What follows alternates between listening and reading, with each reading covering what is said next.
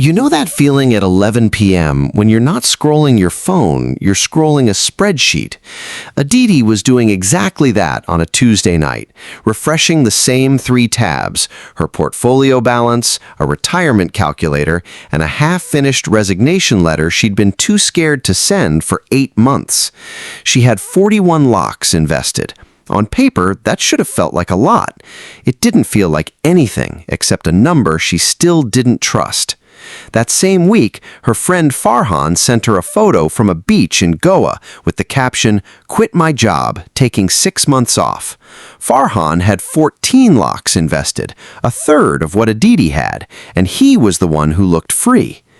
Aditi did the thing most of us do when that happens. She assumed Farhan was reckless or lucky or hiding something. He wasn't. He'd just done one calculation Aditi had never bothered to do, and once you understand that calculation, you'll never look at your own bank balance the same way again. Most people believe freedom has one number attached to it: $1 million, a crore, enough to retire. Financial creators love throwing that number around because it sounds impressive and it keeps you watching. But that number is almost useless to you right now, today, because it's decades away, and it tells you nothing about what to do this week. The number that actually changes your life arrives much earlier, and almost nobody explains it properly. It's called your coast number, and once you cross it, something strange happens. You stop needing to save aggressively ever again, and your investments finish the job without you. My name is Nick, and I spend an unreasonable amount of time thinking about the psychology behind money, not spreadsheets for their own sake, but why two people with wildly different bank balances can have completely opposite relationships with stress.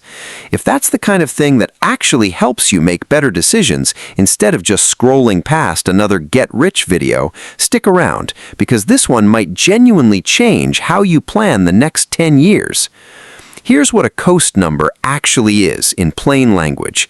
It's the amount of money you'd need invested today, such that if you never added another rupee to it for the rest of your career, not one more contribution ever, compound growth alone would carry it to a comfortable retirement by the time you're 60 or 65. Once your investments cross that line, you're not racing anymore, you're coasting. The money left on the table isn't zero, it's just no longer urgent, because time and compounding are now doing the work that your paycheck used to do. Think about the difference between pushing a car that's stalled versus riding a bicycle downhill. Below your coast number, every rupee you don't save is a rupee that has to be replaced later, with interest, by a version of you who has less time left to earn it back. Above your coast number, gravity has already taken over. You can pedal harder if you want to arrive sooner, but you don't have to pedal at all to arrive eventually.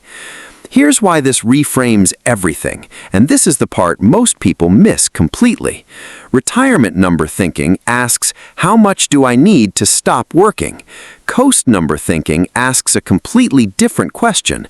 How much do I need invested so that working stops being about survival? Those sound similar. They are not. The first number sits somewhere in your 60s and does nothing for your stress today. The second number might already be closer than you think, and the moment you cross it, your brain gets to stop running two calculations at once. Because that's really what's draining people, this constant background math. Psychologists who study financial stress describe it as cognitive load, your brain quietly running, "Can I afford this? What if I lose my job? Am I behind?" on a loop underneath every other decision you make. It's the reason people who earn good salaries still feel broke. It's not the income, it's the loop never turning off. Crossing your coast number is one of the only events that actually switches the loop off, because for the first time, the math genuinely works out even in the worst realistic case. Let's make this concrete, because vague financial concepts are useless without numbers attached. Say you're 30 years old, you want roughly 4 crores by the time you're 60, and you're earning a conservative 8% average annual return. Working backward, your coast number at age 30 is roughly 40 lakhs. Not the 4 crores, 40 lakhs invested and left alone, doing nothing but compounding for 30 years, gets you there without another rupee added. That's the entire trick.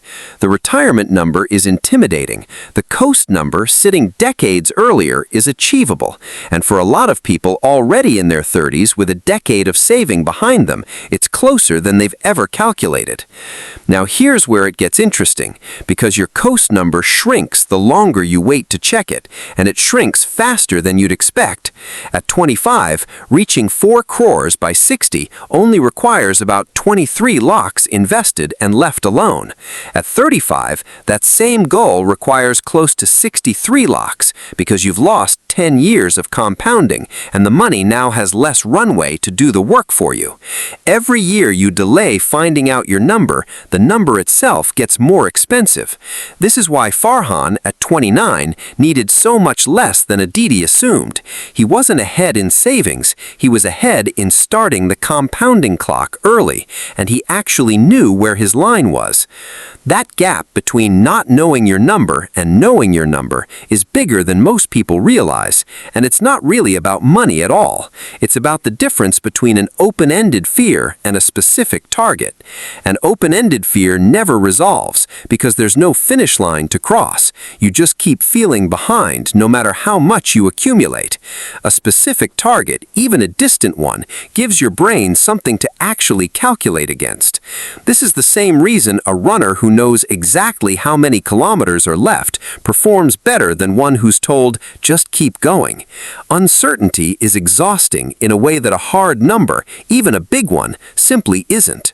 Once you've crossed your coast number, 3 things change almost immediately, and none of them are about your bank balance getting bigger. The first is how you treat your job. When every rupee of your salary feels essential to your future, you can't afford to rock the boat.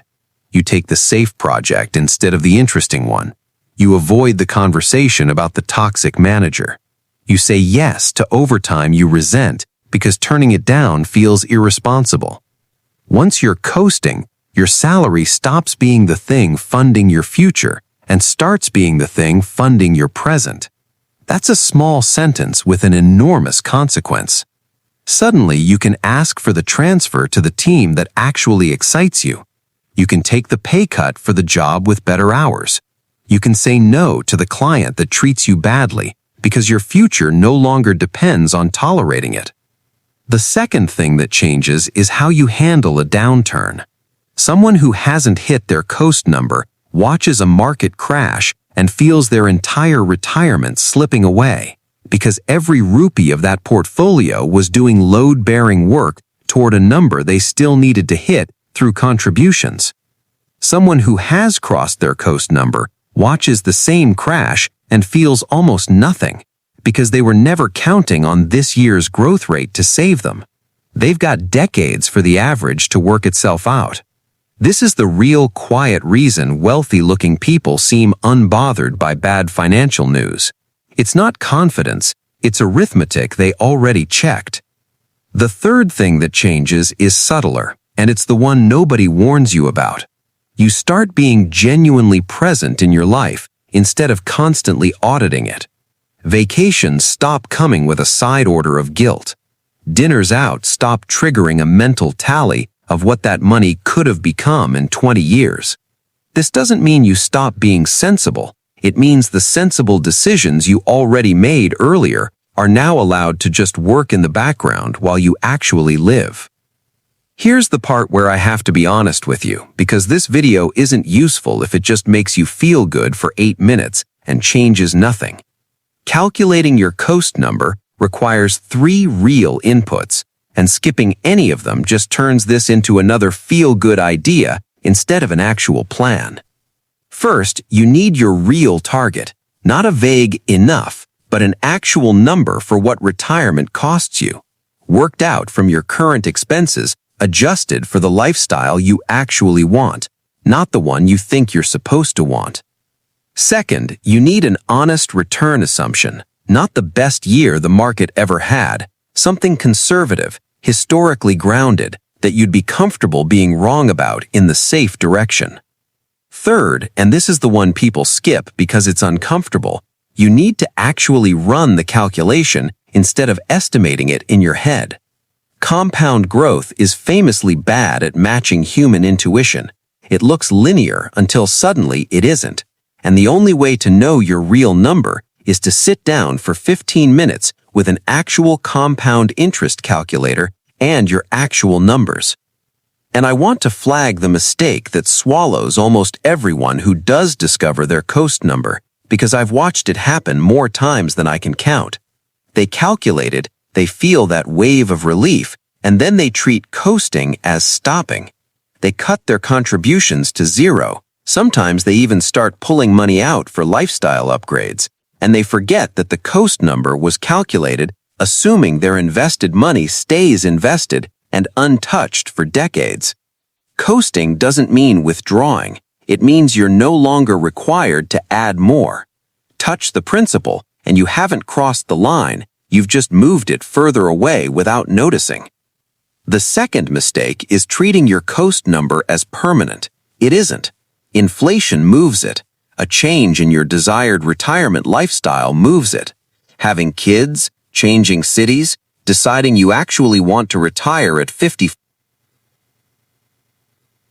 instead of 65, all of it moves the number. This isn't a calculation you do once at 30 and forget about. It's a number you check in on every couple of years, the same way you'd check a map on a long drive. Not because you're lost, but because the road occasionally changes. So here's what I'd actually do this week, in order. Write down your real number, what retirement costs you in today's rupees, not a round figure you picked because it sounded nice. Use a conservative long-term return, somewhere around 7 to 8%, not the best year you've ever seen in a headline. Run the actual math with your current age and your current invested total, not your total net worth, just what's actually invested and growing.